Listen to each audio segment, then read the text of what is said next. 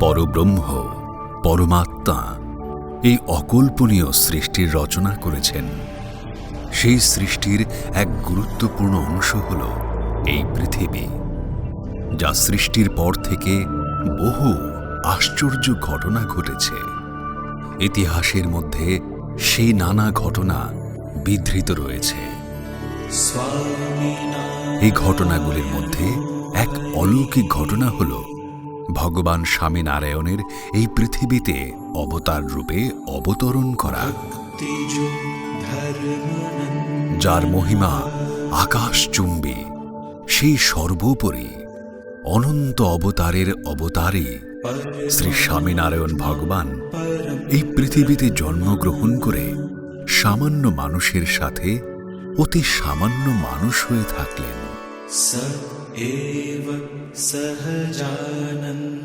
এই পৃথিবীতে মানব জীবনে তিনি বহু উৎকৃষ্ট কাজ করেছেন। তিনি মৌলিক, অদ্বিতীয়, বৈদিক, সনাতন হিন্দু ধর্মের সাত্ত্বিক সিদ্ধান্ত অক্ষর পুরুষোত্তম দর্শন রূপে আমাদের দান করেছেন। এই সিদ্ধান্তের মূলে মানুষ এবং জীব প্রাণী মাত্রেরই পরম কল্যাণের এক অদ্বিতীয় পরিভাষা প্রস্তুত করলেন। এই পরম কল্যাণ প্রাপ্তির জন্য সামান্য মানুষ যাতে সরলভাবে বুঝতে পারে, সেই রকম সকল শাস্ত্রের সার হিসেবে এক অপূর্ব পথের দর্শন করালেন। আর সেই পথ হল ব্রহ্মবিদ্যার পথ। ভগবান স্বামীনারায়ণ নিজের এই সিদ্ধান্তকে চিরকাল জীবন্ত রাখার জন্য, স্বয়ং সর্বদা প্রকট থাকার জন্য নিজের আশীর্বাদ পুষ্ট কোনো স্থান, নিজের লেখা গ্রন্থ বা ব্যবহৃত জিনিসপত্রকে বেছে নেননি। তিনি বেছে নিলেন গুণাতীত ব্রহ্মস্বরূপ সৎপুরুষ পরম্পরার বিশিষ্ট পথ, যে পথ অবলম্বন করে আমরা অক্ষর ব্রহ্ম পরমাত্মার সঙ্গে লীন হতে পারি। অক্ষর ব্রহ্ম গুণাতীতানন্দ স্বামী আর ভগতজি মহারাজের পর ভগবান স্বামীনারায়ণ শাস্ত্রীজি মহারাজে বাস করলেন। ব্রহ্মস্বরূপ শাস্ত্রীজি মহারাজ এই অক্ষর পুরুষোত্তম দর্শন আমাদেরকে উপহার দিলেন।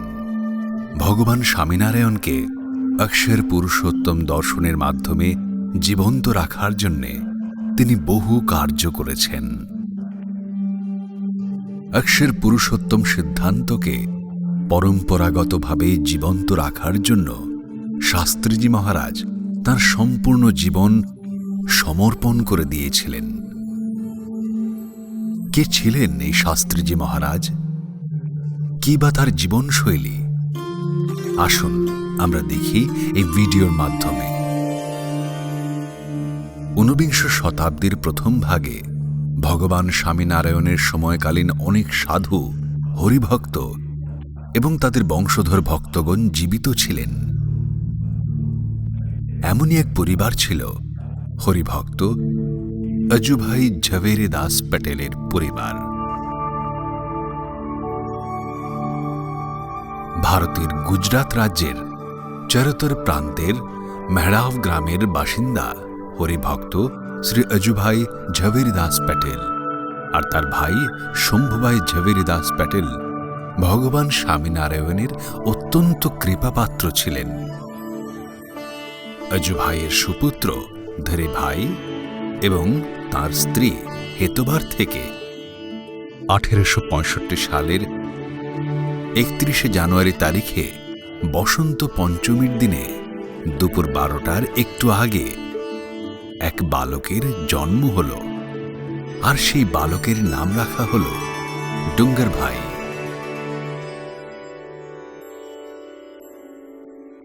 পরব্রহ্ম ভগবান স্বামীনারায়ণের অত্যন্ত কৃপাপাত্র সাধু শ্রী সুকানন্দ স্বামী নিজের হাতে ডুঙ্গার ভাইকে গলায় কণ্ঠী ধারণ করিয়েছিলেন। 1866 সালে ভগবান স্বামীনারায়ণের উত্তম ভক্ত অক্ষর ব্রহ্ম গুণাতীতানন্দ স্বামী বড়তাল গ্রামে চৈত্র পূর্ণিমার উৎসব করলেন। তারপর গুণাতীতানন্দ স্বামী মেহরাব গ্রামে পদার্পণ করলেন। ধরি ভাইয়ের পরিবার এবং আত্মীয় স্বজনরা গুণাতীতানন্দ স্বামীকে পুত্র ডুঙ্গার ভাইকে আশীর্বাদ করতে মিনতি করলেন। ডুঙ্গার ভাইকে দেখে গুণাতীতানন্দ স্বামী বললেন, এই বালক তো মহান ভক্তরাজ, অনন্য সাধুতার অসাধারণ বিভূতি আছে। পরবর্তীকালে এই ডুঙ্গার ভক্ত শ্রী ভগবান স্বামীনারায়ণের সিদ্ধান্তের উপাসনার প্রচার করবেন, সারা বিশ্বে ভগবান স্বামীনারায়ণের নাম ছড়িয়ে দেবেন। আর এই বালক তো আপনার নয়, এ তো আমাদের বংশধর। স্বয়ং ভগবান স্বামীনারায়ণ নিজে অক্ষর পুরুষোত্তম সিদ্ধান্ত প্রচারের জন্য অক্ষরধাম থেকে একে পৃথিবীতে পাঠিয়েছেন। আমাদের বালক ডুঙ্গরের এত মহান বিভূতি, এত? এই প্রশ্নের উত্তর বাড়ির লোকেরা ধীরে ধীরে যত দিন গড়ালো তত বুঝতে পারলেন।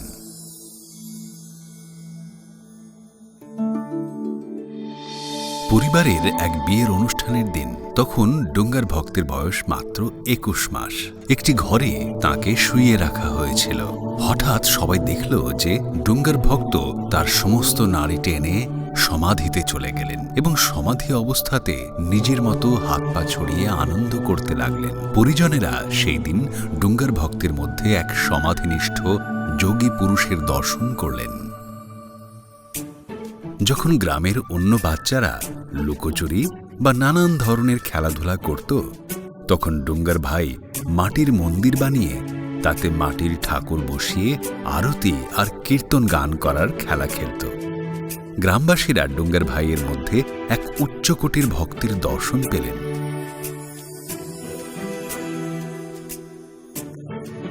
সবাই তার নাম দিলেন ডুঙ্গার ভক্ত।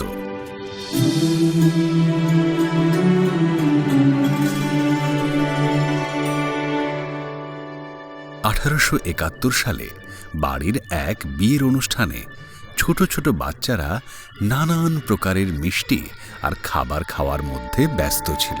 সেই দিন মাত্র 6 বছরের বালক ডুঙ্গার ভক্তকে শাস্ত্রের বিধি অনুসারে একাদশীর উপোস করতে দেখে পরিবারজনেরা তার মধ্যে শাস্ত্রের বচনে বিশ্বাস রেখে এবং তা পালন করার এক দৃঢ় প্রতিজ্ঞ পুরুষের দর্শন পেলেন। একবার এক ভয়ঙ্কর অন্ধকার রাত্রে ছোট্ট বালক ডুঙ্গার ভক্ত হাতে একটা লাঠি নিয়ে বেরিয়ে পড়ল। স্বামীনারায়ণ মহামন্ত্র জপ করতে করতে তার বাবা যে ধান খেতে ছিল সেখানে পৌঁছে গেল। তখন তার মধ্যে ভয়ঙ্কর বাধারূপ যে কোনো কাজকে পার করে তাকে পূর্ণভাবে সিদ্ধ করবার এক সাহসী ও কর্তব্যনিষ্ঠ পুরুষের দর্শন পেলেন। মাত্র 7 বছর বয়সে বড়তাল মন্দিরে গিয়ে সমস্ত বড় বড় সাধুদের কাছে বসে সে শাস্ত্রের কথা শুনত, সৎসঙ্গ করত। বড়তাল মন্দিরের প্রাঙ্গণে অকেজো ভেবে ফেলে দেওয়া শাস্ত্রগ্রন্থের পাতা কুড়িয়ে সেটা মন দিয়ে পড়ার মধ্যে সবাই তার মধ্যে এক উৎসুক এবং জ্ঞান আগ্রহী বিদ্যার্থীর দর্শন পেলেন। 1874 সালে গ্রামের প্রাথমিক পাঠশালার শিক্ষক গঙ্গারাম মেহতাজির কাছে তার বিদ্যা গ্রহণ শুরু করলেন। ডুঙ্গার ভক্তের পাঠ মনে রাখার এবং তার বিচক্ষণ বুদ্ধি দেখে সবাই তার মধ্যে এক মেধাবী ছাত্রের দর্শন পেলেন। মাত্র 9 বছর বয়সে বিদ্যাভ্যাস চলাকালীন মেহরাব মন্দিরে আসা সাধুদের কাছ থেকে স্বামীনারায়ণ সৎসঙ্গের বই আর ভাগবত গ্রন্থেরও অধ্যয়ন করতেন। মন্দিরে যেদিন কোনো সাধু থাকত না, সেদিন ডুঙ্গার ভক্ত নিজেই সব হরিভক্তদের প্রবচন, কীর্তন আর উপদেশ বার্তা দিতেন।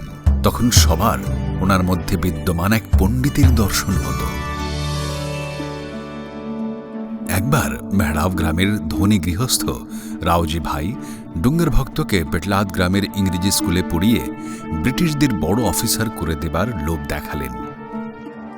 ডুঙ্গার ভক্ত দৃঢ়ভাবে বললেন, আমি কোনো মায়াময় বিদ্যার পড়াশোনা করব না, আমি তো ব্রহ্মবিদ্যা পড়ব আর সবাইকে পড়াব। পূর্ণ পুরুষোত্তম স্বামীনারায়ণ ভগবানের উপাসনা আর তার ধাম গুণাতীতানন্দ স্বামীর বড় বড় মন্দির বানাব। এই কথা শুনে সবাই ভাবত যে এই ছোট বালকের মন্দির বানানোর বুদ্ধি কি আছে? কিন্তু যখন গ্রামের রামজি ভাইয়ের বাড়িতে ঘরে ঝাড়বাতি কোথায় লাগালে ভালো হয় সেই বুদ্ধি এই ছোট্ট ডুঙ্গার ভক্ত দিলেন, তখন সবাই আশ্চর্য হয়ে গেলেন। ডুঙ্গার ভক্ত বৈষ্ণবদের হাভেলি মন্দির প্রাঙ্গণে স্তম্ভ কোন জায়গায় বসালে ভালো দেখাবে, আর মেহরাব মন্দিরে থাকা সিংহাসনের শিল্প কারিগরি কেমন হবে তার পরামর্শ দিলেন। তখন গ্রামের লোকেরা ডুঙ্গার ভক্তের মধ্যে এক কুশল শিল্পকার এবং বড় বড় মন্দিরের নির্মাতার দর্শন পেলেন।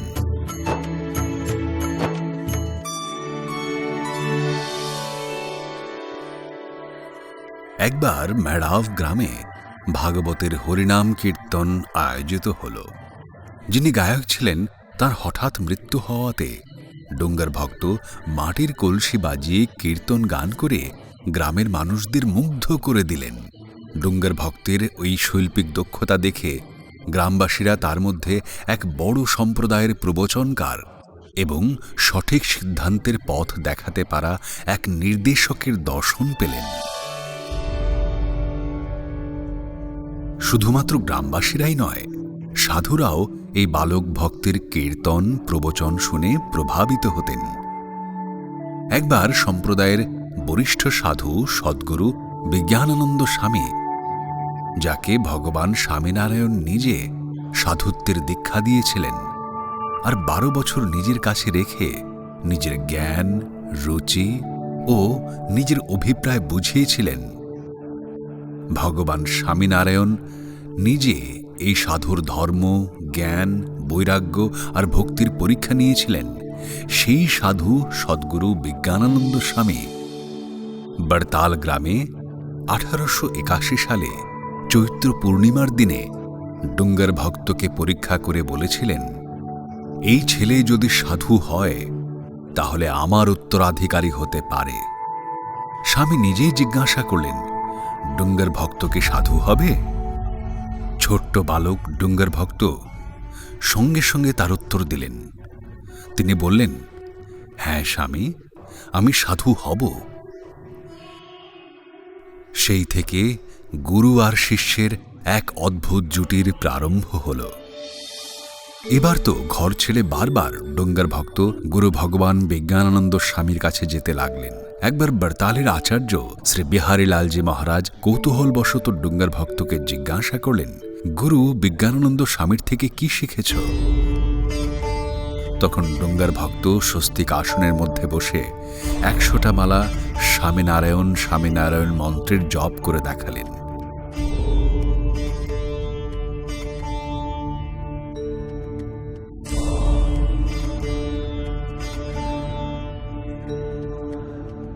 এই দেখে তো আচার্য বিহারীলালজি মহারাজ খুবই প্রভাবিত হলেন, আর সব সাধু হরিভক্তদের ডুঙ্গার ভক্তের মতো মালা জপ করতে বলেন। আচার্য বিহারীলালজি মহারাজ মনে মনে বিচার করলেন, এই ডুঙ্গার ভক্তকে শিষ্য করে নিজের কাছে রাখবেন ও প্রস্তাবও দিলেন। কিন্তু ডুঙ্গার ভক্ত অতি বিনম্রভাবে বলেন, গুরু বিজ্ঞানানন্দ স্বামীর থেকে সৎসঙ্গের মূল সিদ্ধান্তের জ্ঞান প্রাপ্ত করতে চাই। এই বালক ডুঙ্গার ভক্ত সাধু বিজ্ঞানানন্দ স্বামীর কাছ থেকে শ্রী স্বামীনারায়ণ ভগবানের যথার্থ জ্ঞান প্রাপ্ত করে সাধু হলে ভবিষ্যতে ভগবান স্বামীনারায়ণের জ্ঞান ও মহিমা সারা পৃথিবীতে প্রচার হবে, এই ভেবে আচার্য বিহারীলালজি মহারাজ ডুঙ্গার ভক্তকে নিজের কাছে রাখার মোহ ত্যাগ করলেন।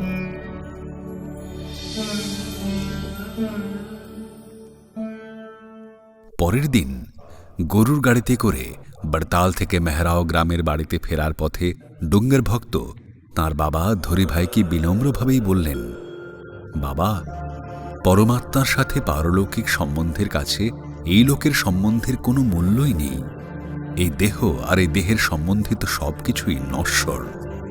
পরমাত্মার কৃপায় বহুমূল্য এই জীবন প্রাপ্ত হয়েছে, তাই সৎ বুদ্ধি দিয়ে আসল ব্রহ্মনিষ্ঠ সৎপুরুষের সমাগম করায় পরমাত্মার প্রাপ্তি এবং তার ভক্তি করাটাই আমার একমাত্র উদ্দেশ্য।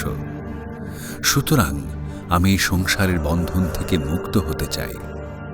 আমাকে সাধু হওয়ার জন্য আপনি খুশি মনে অনুমতি দিন। বাবা ধরি ভাই নিজের পুত্রের মুখে এই পরম জ্ঞানের কথা শুনে গদগদ হয়ে উঠলেন আনন্দে। পরের দিন বাবা ধারি ভাই ডুঙ্গার ভক্তকে সাধু হওয়ার জন্য অনুমতি দিলেন।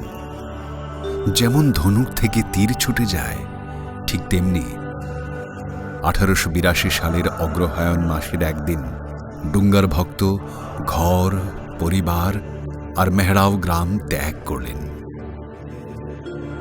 সেই দিন তার মধ্যে অনন্ত জীবের কল্যাণের স্বার্থে গৃহত্যাগ করা নীলকণ্ঠ বর্ণীর দর্শন হল।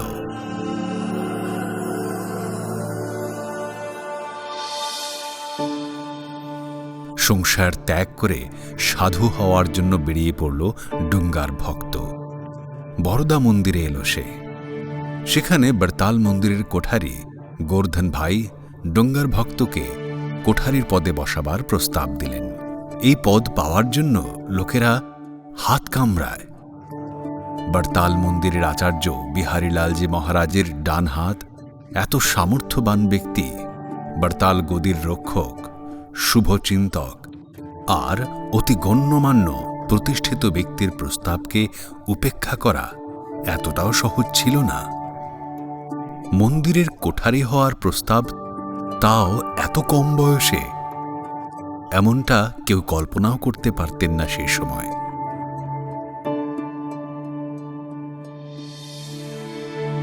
কিন্তু সকলে যা ভেবেছিল, ডুঙ্গার ভক্ত কিন্তু সেই লোভ জয় করলেন। এমন লোভনীয় প্রস্তাব তিনি গ্রহণ করলেন না। ডুঙ্গার ভক্ত এই জগতের কোনো পদ প্রতিষ্ঠার মধ্যে নিজেকে বেঁধে রাখার লোক ছিলেন না। কোটি ব্রহ্মাণ্ডের মায়াময় সুখ যার কাছে তুচ্ছ, সেই পরব্রহ্ম শ্রী স্বামীনারায়ণ ভগবানকে সবসময় নিজের মধ্যে রাখবেন, সেটাই ডুঙ্গার ভক্তের একমাত্র উদ্দেশ্য ছিল। তাই ডুঙ্গার ভক্ত গোবর্ধন ভাইকে যুক্তিপূর্ণ উত্তর দিলেন আর বললেন, আমার বাবা তো আমাকে গুরু বিজ্ঞানানন্দ স্বামীর কাছে তাঁর সেবা করার জন্য পাঠিয়েছেন। এই দেখুন বাবার চিঠি। গোবর্ধন ভাই চিঠিটি দেখলেন আর ভাবলেন, আমি যদি জোর করি তাহলে আচার্য বিহারীলালজি মহারাজ খুশি হবেন না। চাণক্য বুদ্ধি যার, সেই গোবর্ধন ভাই এই ছোট বালকের যুক্তিপূর্ণ চাতুরী বুদ্ধি দেখে মনে মনে নতমস্তক হলেন আর শুধু গুরু বিজ্ঞানানন্দ স্বামীর কাছে যাওয়ার অনুমতি দিলেন। পরের দিন বরদা মন্দিরের এক উৎসবে আচার্য বিহারীলালজি মহারাজ এসেছিলেন। উৎসবের দিনে ডুঙ্গার ভক্তকে নানান সেবাতে ব্যস্ত দেখে তিনি খুবই খুশি হলেন। ছোট ডুঙ্গার ভক্ত বড় বড় বাসন নিজেই পরিষ্কার করছিলেন। তার এই সেবার বেগ দেখে সবাই আশ্চর্য হলেন আর খুব প্রশংসা করতে লাগলেন। এই ঘটনাই প্রমাণ করে যে ডুঙ্গার ভক্ত কতটা নিবেদিত প্রাণ ভক্ত ছিলেন।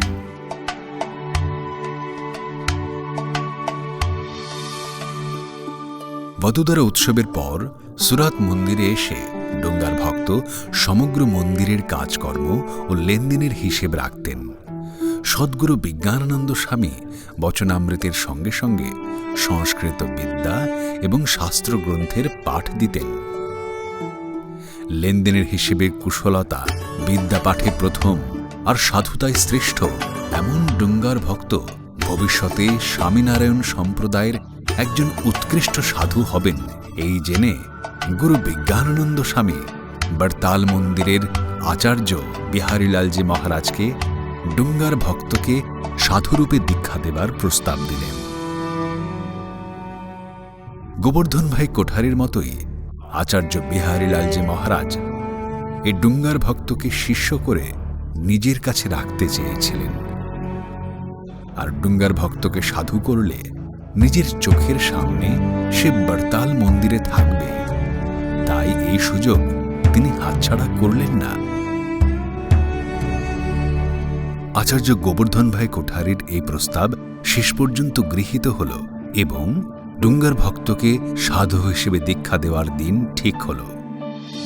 দিনটি ছিল আষাঢ়ী সম্বত 1939, ইংরেজি 1883 সালের কার্তিক শুক্লা পঞ্চমী। বৈদিক মন্ত্রোচ্চারণ দিয়ে এক বিশাল যজ্ঞ শুরু হল। চারিদিকে জয়ধ্বনি উচ্চারিত হল। আচার্য বিহারী লালজি মহারাজ ডুঙ্গার ভক্তকে বৈদিক বিধান অনুসারে দীক্ষা দিলেন। আচার্য বিহারী লালজি মহারাজ বুঝতে পেরেছিলেন যে ডুঙ্গার ভক্তের জীবন এক যজ্ঞের সমান হয়ে থাকবে এবং ডুঙ্গার ভক্ত পরব্রহ্ম শ্রী স্বামীনারায়ণ ভগবানের সংকল্প পূর্ণ করার জন্য নিজের আহুতি দেবেন। তাই ডুঙ্গার ভক্তের নামকরণ হল সাধু যজ্ঞপুরুষ দাস।